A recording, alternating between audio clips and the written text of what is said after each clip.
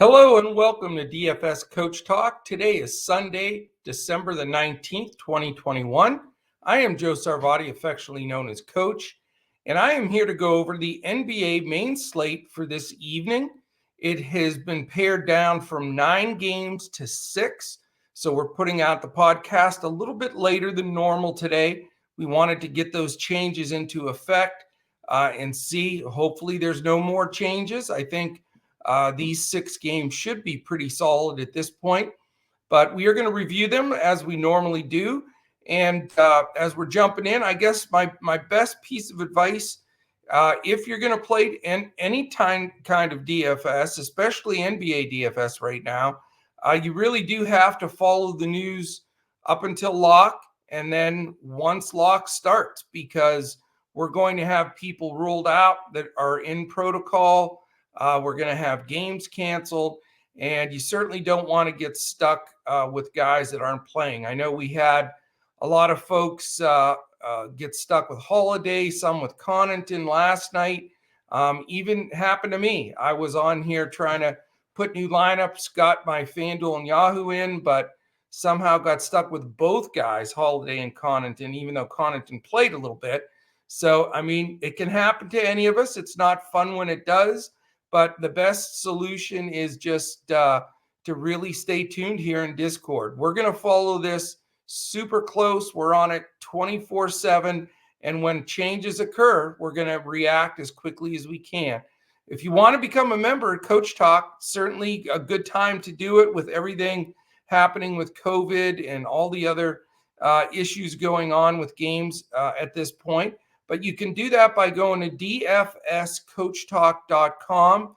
We have some fantastic Christmas specials right now. The one that we've had a huge outpouring to is the 12-day of Christmas, $12 for 12 days, which you really can't beat it. So you sign up today and you're for $12, you're in all the way to New Year's Eve. So gotta love that. We'd love to have you. Try us out if you haven't.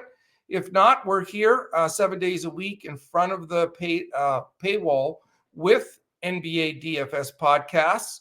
And we also have 3 NFL podcasts per week. If you're watching on YouTube right now, please take a second and hit that thumbs up, hit the subscribe button, and really appreciate if you could just leave a really super quick comment, question, whatever you have there. That really helps us move up the algorithm on YouTube. Also, click that little clock alarm button there up in the corner.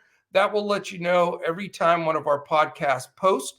If you're listening to any of our audio landing spots, which are Spotify, Apple Podcasts, Amazon Music, Podbean, Stitcher, you name it, you can check us out there. Just search for DFS Coach Talk and give us a quick 5 stars and comment, and you'll be into a drawing for a free week membership at Coach Talk. It used to be 3 days. We've raised it to a week. So it is worth a couple of clicks and a 5-star rating, and we draw that at the end of every month. So we'll do that here very shortly, in 12 days, a matter of fact. So appreciate that. All right, let's get into it. I know everybody's watching football and doing Christmas shopping and all the fun stuff that is going on, and then trying to balance all of this COVID news and everything else. I will say, though, there is a lot of money to be made. I know that it's difficult, and these players getting ruled out and everything going on makes it very tough. But you got to remember, not everybody has a provider or one like us that's right on top of it. So it becomes an advantage for us, as difficult and chaotic as it can be, especially that last 30 minutes before lock, and then as the slate rolls out through the evening. But it's an advantage. I mean, 99 out of 100 times, we're going to make the proper changes.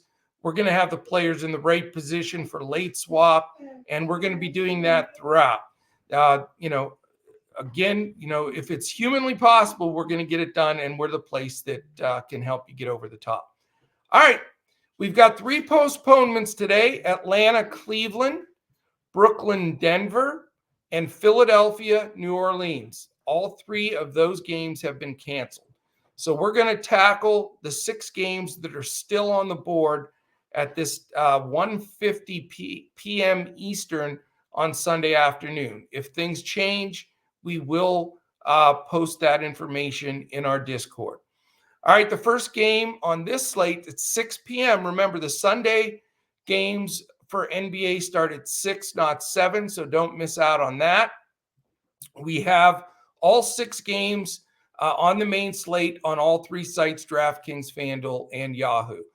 Remember, we provide a coach's clipboard for DraftKings, 5 highlighted players, and a group of players to select the rest of your roster from. Full cash and GPP lineups on FanDuel and on Yahoo. I don't believe any other provider provides that much information. So take advantage of it. We've been hot, and jump on and join in. All right, first game, Portland, Memphis. Memphis minus 5.5. It's a 219 total, 106.75 implied for Portland, 112.25 for the Memphis Grizzlies. Portland comes in at 12-18, Memphis at 19-11. And again, here's the information we have up to date to this point. We know that Dennis Smith III, DS3 if you want, Junior, I should say, Dennis Smith Jr., not the third. He's probable. It looks as though he'll be backing up some of the main guards there, but we know McCollum and Zeller are out. For Memphis, Aldama, Clark, Merrill, Morant, and Williams are all out.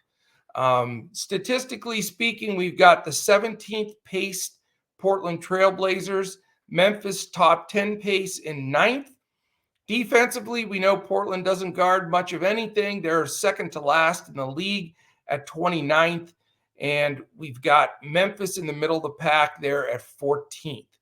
So what does it look like here? Dame Lillard at 9.7, certainly an option. We have a limited amount of buy-up options. Not a bad, shot there if he's going to have one of his big games. He certainly can go 6-7x or even break the slate. It's possible, especially with McCollum out for a while here. More has fallen on his shoulders. Norman Powell's been very steady, 6.5. Definitely worth a shot there. You got Nurkic at 6.8, who's been fairly steady and also burdened some more of the load with people out. If you want to go on the cheap, there are some reasonable chances here with Little at 4.3 and Nance at 4.7. So those guys are options. Simons at 4.6 possibly, but he's been very inconsistent, more of a GPP play for me. Tyus Jones on the Memphis side at 5.6 is very fair price. Desmond Bane has been tough all year. He's only drifted to 6.1 here, so not bad, as well as his running mate Dylan Brooks at 6.3 and Jaren Jackson at 6.6. These Memphis guys have been underpriced all year, and they're playing a terrible defense, even though it's a little bit of a pace down game. But I think those guys in the 6s there, Bane, Brooks, and Jackson, are all underpriced. Then you have very cheap Adams at 4.9, and if you want to go a little deeper, Anderson 5.1 and Melton 4.8. So it is bargain basement value city here for the Grizz, and probably good to have some exposure there. I certainly will. It is the first night of a back-to-back for Memphis.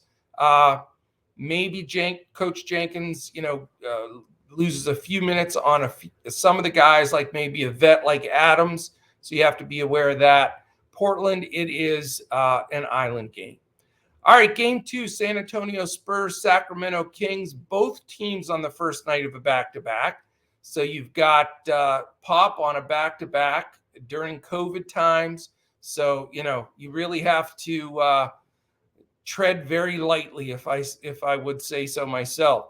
The Spurs are favored by 5. It is 116.5 implied for the Spurs and 111.5 for Sacramento. For the big winner, 228 is the over-under here.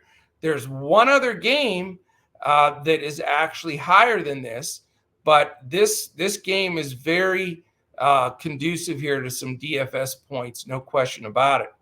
San Antonio comes in at 11-17. Sacramento is 12-18.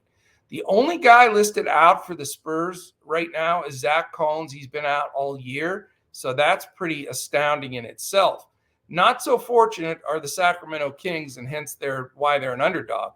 Rashawn Holmes is questionable. That's important news to get. But then all these guys are out. Bagley, Davis, Fox, King, Len, and Mitchell. So they've got a boatload of guys out, which are really going to affect this game without question. Pace-wise, you've got two really good pace teams. That's why you got the 228 number. 7th and 3rd, respectively. And neither team anything to write home about on defense. The Spurs are 18th, Sacramento 26th. So really a ripe game for the picking here if you pull out the right guys. You've got DeJounte Murray at 9.9. He's been expensive all year, but he's put up some large numbers. You got to catch him on the right day for sure. This certainly could be one of them. After that, it's really very inexpensive. Derek White, who threw up a monster number for me last week, I think almost 60, I believe. So he's playable at 6-7 in a shorthanded Kings against a shorthanded Kings team. The other guys worth mentioning to me are Keldon Johnson at 5.4 and Jakob Poeltl at 6.3. Both very affordable in a game that really could have a big total to it. On the Kings side is where you're going to get some really good plays here because of the shorthandedness. We could have some big minutes from some of these guys. Number one being Tyrese Halliburton at 6'9". Really like him. He's a strong play today. Buddy Hield at 5'9". Harrison Barnes at 6'3". Also very much in play. Metu at 4.8. I like even better if Holmes sits. If Holmes does play and doesn't have any restriction at 6'2", you can certainly consider him. And if Holmes sits, then Tristan Thompson enters the discussion at 4.5. But that's the main group, but a lot of good guys that you can choose from the Kings side for sure. All right. Game 3, the Miami Heat at the Detroit Pistons. And by the way, these 3 games are all 6 o'clock games. So you have 3 early games. We'll know all the news. If anybody else is ruled out, we'll have that information. This one is a low-scoring affair is the way it looks. Miami's favored by 7.5, only 209. 108.25 implied for Miami, 100.75 for the Detroit Pistons. And then you've got record-wise coming into this game, we've got Miami at 18-12 and the Pistons at a rough 4-24. For the Heat, you've got 2 questionable tags, Garrett and Hero. So we really need the Hero news. Guys that are already ruled out, Adebayo, Butler, Martin, Morris, and Oladipo. A lot of good players. Only 2 guys out right now for Detroit are Grant and Olynyk. So you're going to get a lot of their normal rotation in this one. As far as either team being on the side of a back-to-back, it's not the case here. They're both island games, so we should get decent minutes from their main guys. Poor pace here, though, for Miami, especially at 28th. Definitely will slow the game down. Detroit is 13th, so they picked up somewhat of the pace. Miami's a top 10 D at 9th, and Detroit down at 23. So sort of a mixed bag of speed and defense.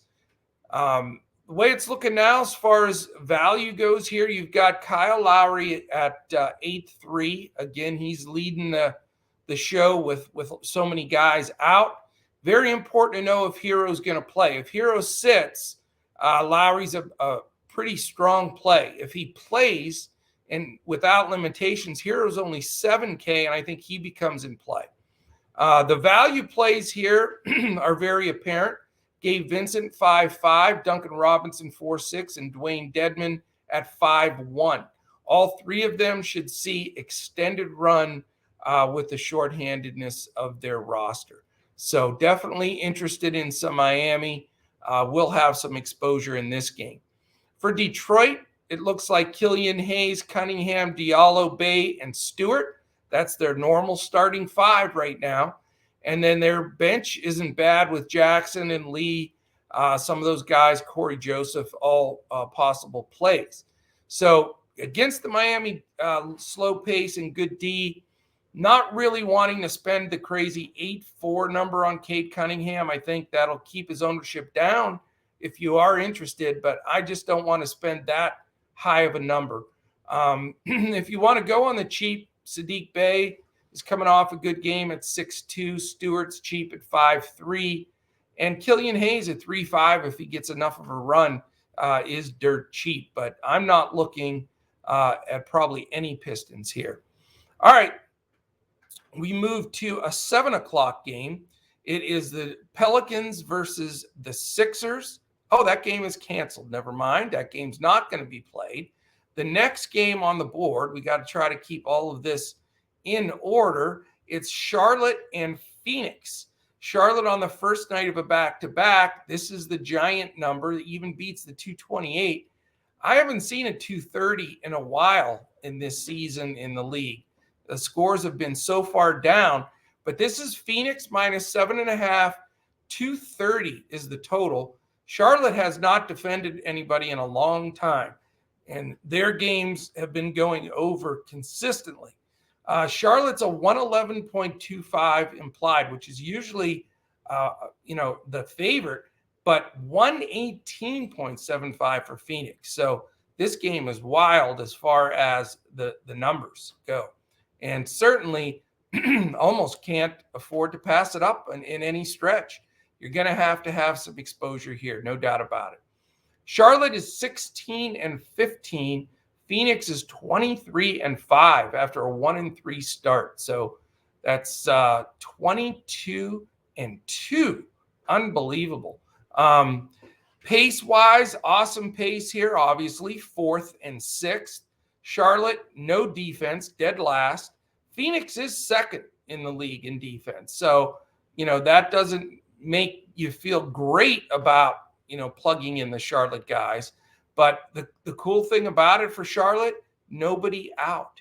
I don't know how that's possible in this day and age, but they have no players listed as out. So, in essence, that actually hurts them because the usage stays spread out. For Phoenix, Booker is questionable, so he may lace him up, and that's enormous news. We know Kaminsky, Nader, and Saric remain out. So how do we look at this game, and where are we going to go with this one? Again, you've got that poor defense from Charlotte, which really makes guys like even spend up. Chris Paul 9-3, especially if Booker doesn't play. Booker's 8-8 if he does get in there. Mikal Bridges 5-4. DeAndre 8-2. And then if you want to go cheaper, I think two guys you can still consider are Jay Crowder at 4-6 and Cam Johnson at 5-1, who's playing better basketball as well and getting good run. On the Charlotte side, 9-5 for LaMelo Ball, and he has all his running mates back. Rozier, Hayward, Bridges, and even Plumlee are in there. So, now you've got Oubre and Martin coming off the bench, and they were two superstars in DFS here when the other guys were out. So for me, I think Charlotte is a little overpriced because they've been in all these high-scoring games. They're going against the second best defensive team in the league in Phoenix. And I don't know. I don't want to pay 9-5. I don't for Ball, 6-6 for Rozier, or 6-7 for Hayward, or even 7-6 for Bridges. So I doubt that I'm going to go here. I know some people will hang on to maybe a 6-4 overpriced Oubre now that he's coming off the bench. Same thing with Cody Martin at 5-7. So I think, as great as Charlotte is to roster, I think it's better to sort of skip down the road here and take a look at the Phoenix side. I think you can go multiple players here on the Phoenix side, at least two, maybe even three. but specifically at least 2. But we need the Booker news. That'll affect things and solidify how we finish that one up. Okay, we go to the next game on the board, which is the Lakers and the Bulls. All the games are scrambled because of all of the cancellations, and it takes a little bit of surfing around here to find what you're looking for. Chicago's favored by 6 in this game. It's only a 215.5 total, 104.75 for the Lakers and 110.75 for the Bulls. Interesting game here, and it should be a good feature game to watch. It's an 8 p.m. Eastern game as well. Coming into this game, the Lakers are 16-14. Chicago is 17-10, but we've got a book to read here. LeBron James probable. Trevor Ariza from the Ashes is questionable. Maybe he plays. All these guys are out. Bazemore, Bradley, Davis, Horton Tucker, Howard, Monk, Nunn, and Reeves. So definitely shorthanded on the Lakers side. Bulls. The Bulls have the potential here to get Derek Jones Jr. back. He's questionable. We have Matt Thomas listed as doubtful, and then the following are out: Brown, Dosunmu, Johnson, Mr. Zach LaVine, and Patrick Williams. So a lot to unpack here. Let's take a look statistically. The Lakers are second fastest paced team in the league.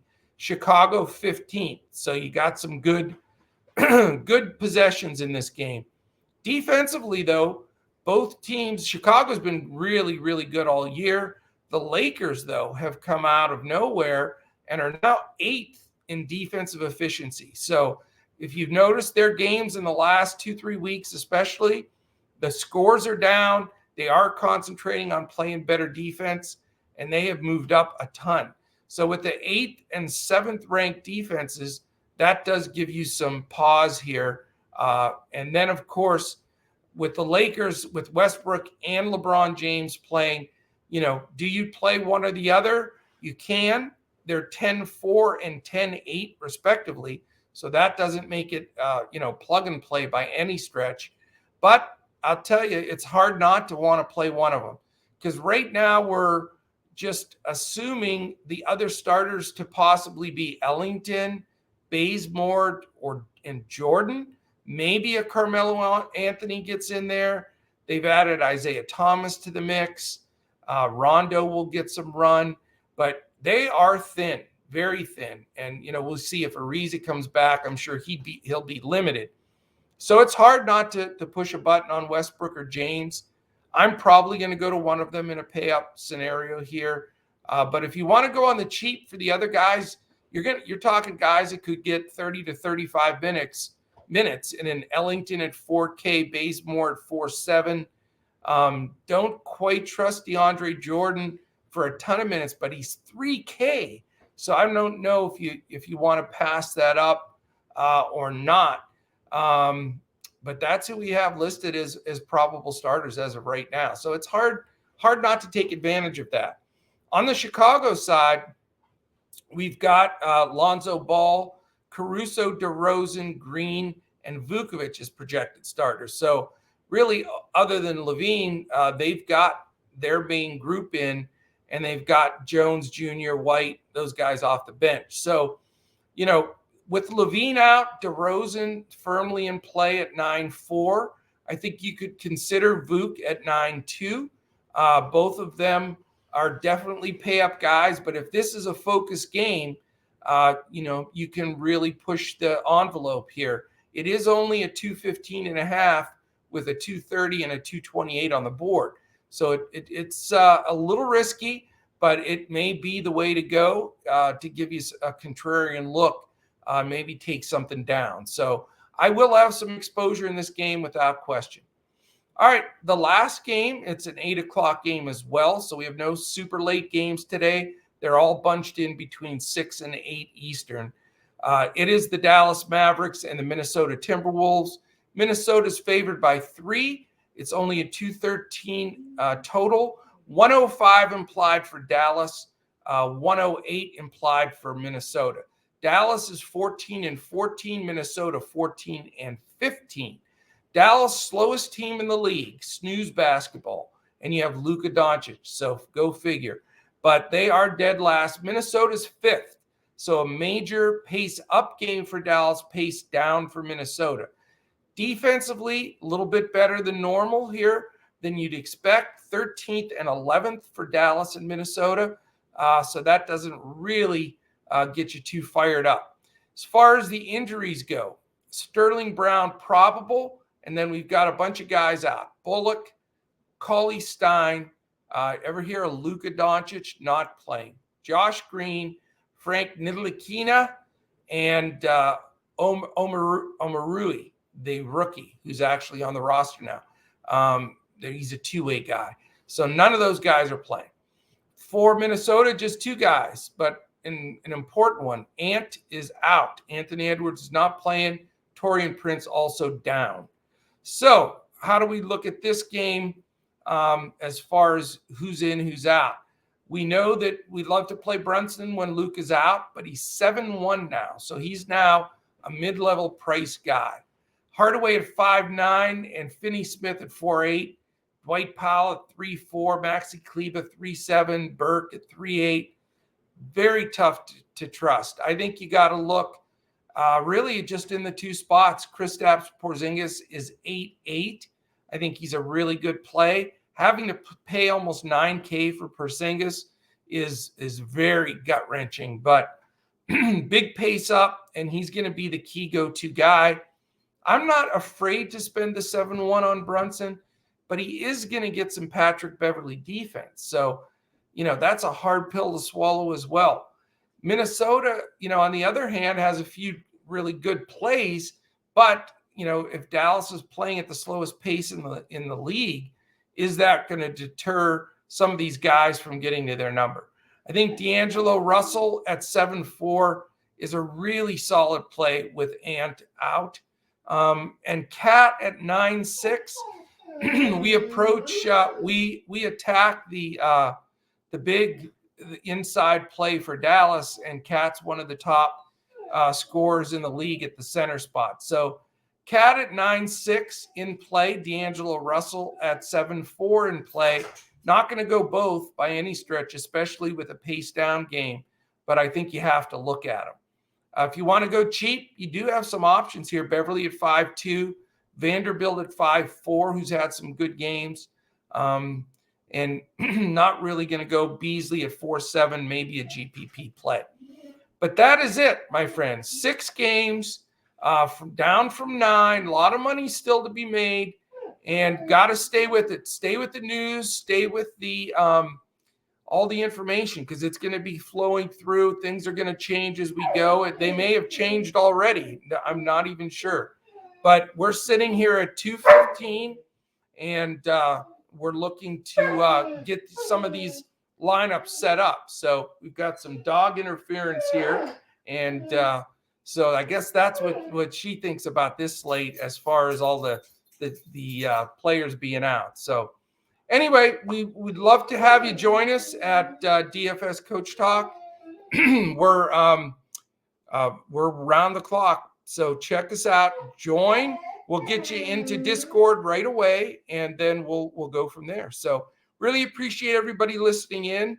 Hopefully you're doing well in your NFL today, and you have a chance to catch this NBA pod, and then we'll go after it again tomorrow. So appreciate everybody. Have a great day, and let's crush it for sure tonight and take some stuff down. So have a great one, and we'll be back again tomorrow when we look to crush it in NBA DFS.